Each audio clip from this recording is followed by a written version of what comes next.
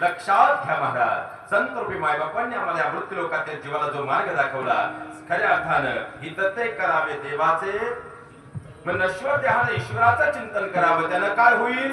कुणी कन्या पुत्र होती ते, जे कन्या जन्माला येईल त्या कन्येचं नाव आहे भक्ती, आणि जो पुत्र जन्माला येईल त्या पुत्राचं नाव आहे भाव. आणि भक्ती आणि भाव हे कन्या पुत्र खऱ्या अर्थानं अंतकरणात पराविष्ट झाले, जन्माला आले, जीवाला काय तयाचा हरिक वाटे देवा, पण देवालाही हर्ष होतो असं खऱ्या अर्थानं. आता महिला मंडळ, तुम्हाला एक प्रश्न आहे. आईनं बाळाला जन्म दिला, तिथं बाईचं बाई पण संपून आई पण सुरू होतं. मग आईनं बाळाला जन्म दिला, त्यानंतर आई त्या बाळाला आपल्यापासून दूर करते का? तर जोपर्यंत आईचा शेवटचा श्वास आहे, म्हणजे बालवाडीच्या वर्गापासून तर जोपर्यंत शेवटचा श्वास आहे, आपल्या लेकराला जीवनात यशस्वी व्हावं म्हणून ती बोट धरून खऱ्या अर्थानं माय रूपानं खऱ्या घेऊन जात पुढे नेत असते. मग त्याचप्रमाणे संत रूपी मायबापांनी तुमचं माझं बोट धरून ज्या विद्यापीठापर्यंत नेलं, गीता भागवता करीती आणि अखंड चिंतन, त्यानं काय होईल? अखंड चिंतन विठोबाचे, त्यानं अंतकणातले षड्विकार दूर होतील, हे चित्त निर्मळ होईल. आणि निर्मळ झालेलं चित्त जर परमात्म्याच्या चरणावर गेलो तर देव पहावयाचे गेलो देवती होऊनी, त्या नर देहाला मृत्यू लोकात देवत्व प्राप्त होईल. आणि असे देवत्वाला जे जातील, तुका म्हणे मज घडो त्यांची सेवा, परी माझ्या दैवा पार नाही अभंगाचा सरळ भावार्थ विठ्ठल.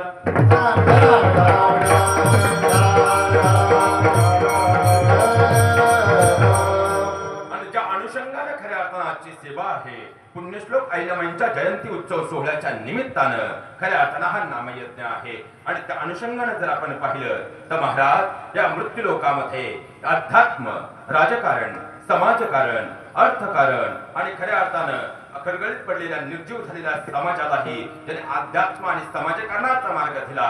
म्हणून वयाच्या 18 वर्षी केलेल्या कर्तृत्वाच्या बळावर त्यांची गिनीज बुकामध्ये नोंद झाली. ती माता म्हणजे अहिल्या माता आहे. आणि त्याच्या जन्मोत्सव सोहळ्याच्या निमित्तानं त्या मार्गाने जर आपण आपल्या जीवनामध्ये पुढे गेलो तर अहिल्या मातेचं चरित्र हे फक्त चरित्र नाही, तर मृत्यू लोकातील जीवाचं चारित्र्य घडवण्याचं सगळ्यात मोठं साधन आहे. आणि त्या अनुषंगाने या सोहळ्याच्या निमित्तानं जर आपण पाहायला गेलो तर खऱ्या अर्थाने या तरुण वर्ग मावळ्यांनी गेल्या 5 वर्षांपासून हा सोहळा आयोजित केलेला आहे. पुन्हा एकदा जोरदार काढून टाळ्या त्यांच्यासाठी झाल्या पाहिजे. ज्या मातेनं खऱ्या अर्थाने समाजाला मार्ग दाखवला, त्या मातेचा इतिहास समजून घेणं गरजेचं आहे. पण तो इतिहास वर्तमानात राहून कधी समजदार नाही. त्यासाठी आम्हाला पुन्हा एकदा त्या भूतकाळाला वर्तमान काळात सज्ज करावंच लागेल. अरे काय तो इतिहास, काय ती शब्दगाथा. कथा इतिहासाच्या पाना मुळांमध्ये जायचं म्हटलं तर वर्तमानात राहून कधी चालत नाही. त्यासाठी खऱ्या अर्थाने याच अंधकारमय वातावरणात पुन्हा एकदा मला निघावं लागेल त्या भूतकाळाला वर्तमान काळात सज्ज करण्यासाठी. त्यासाठी वेळेच्या अश्वावर स्वार व्हावं लागेल, लगाम खेचावा लागेल. समोर दिसेल तो अंधकार, आणि त्या अंधकाराला छेदत आमच्या डोळ्यासमोर उभी राहील ती चंद्रमा. त्या चंद्रमेच्या शीतल छायेमध्ये सह्याद्रीच्या गडकोटांवरून आम्ही पुढे जाण्याचा प्रयत्न केला. आणि खऱ्या अर्थाने काळ मृदुंगाचा आवाज कानावर पडला. इसवी सन 1200चा कालखंड डोळ्यासमोर उभा राहिला. रामकृष्ण हरीचा गदर झाला. नरवरांचं दर्शन झालं. पावलं पुढे निघाली. पाहता पाहता इतिहासाची पावलं आता मुघलांच्या अत्याचारात छेदत आणखी पुढे जात होती. आणि त्याच वेळी याच अंधकारामध्ये एक मिळणारा दिवा डोळ्यासमोर उभा ठाकला. आणि त्याच नजरेमध्ये इतिहासाची पानं आमच्या डोळ्यासमोर येऊ लागली. आणि कालखंड समोर आला. कोणता? इसवी सन 1600. आदिलशाहीचं स्तोम माजलं होतं. निजामाने डोकंवर काढलं होतं. पृथ्वीराज चव्हाणांच्या मृत्यूनंतर आला दैन खेळती वेगानं महाराष्ट्राच्या दिशेनं सरकत होता. चार यवनी सत्ता महाराष्ट्राच्या पोलाद इच्छादरावर थयाणाच होत्या.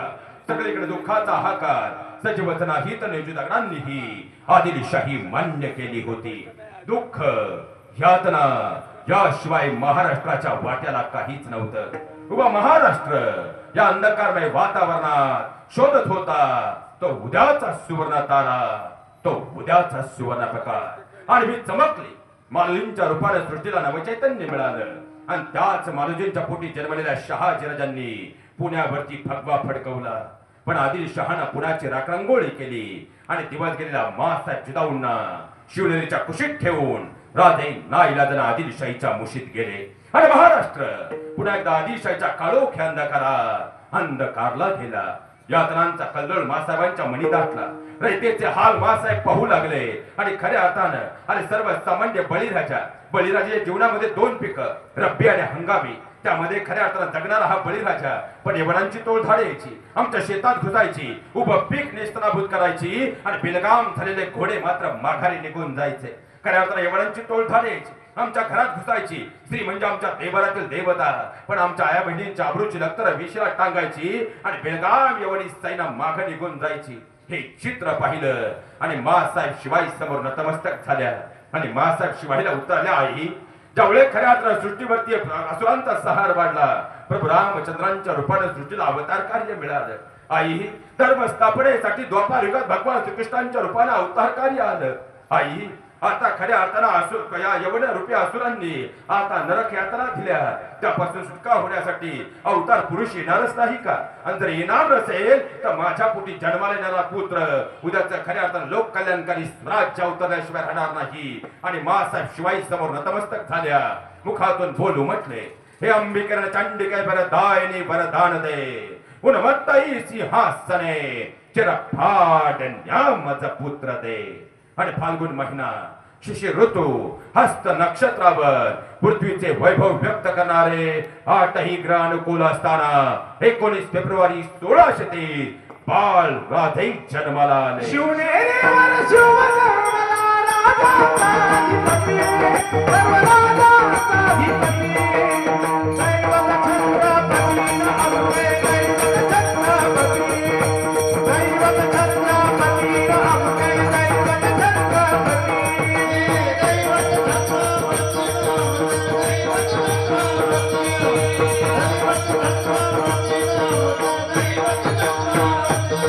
शिवमाते भावने आम्ही, आम्हालाही कुणाची भीती,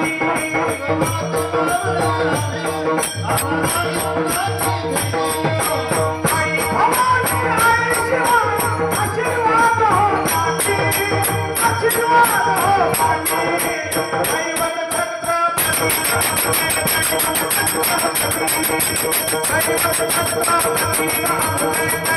छत्रपती,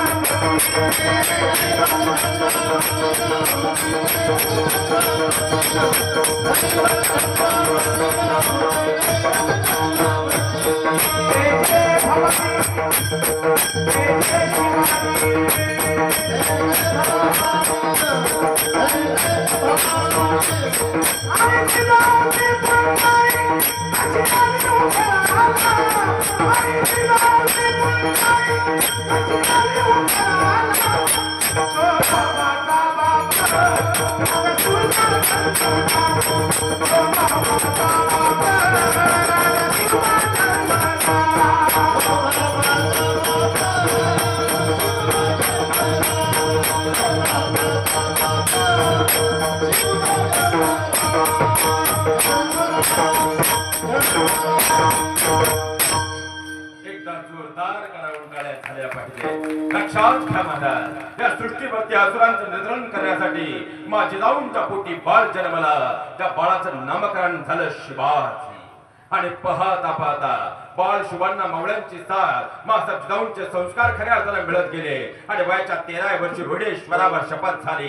14व्या वर्षी तोरणानं स्वराज्याचं तोरण बांधलं. आणि पुढच्या तब्बल 3 वर्षामध्ये राजांनी 32 किल्ले हस्तगत केले. पण त्याच वेळी आदिलशाहीच्या पायाखालची वाळू सरकली आणि बडी बेगमचं ताट समोर आलं. बडी बेगम कणारली, कोण जाएगा, कोण जाएगा, आणि उभा राहिला अक्राळ विक्राळ देहाचा अफजल खान. हम जागे बडवे साहेब. अरे अफजल खान पण पाहता पाहता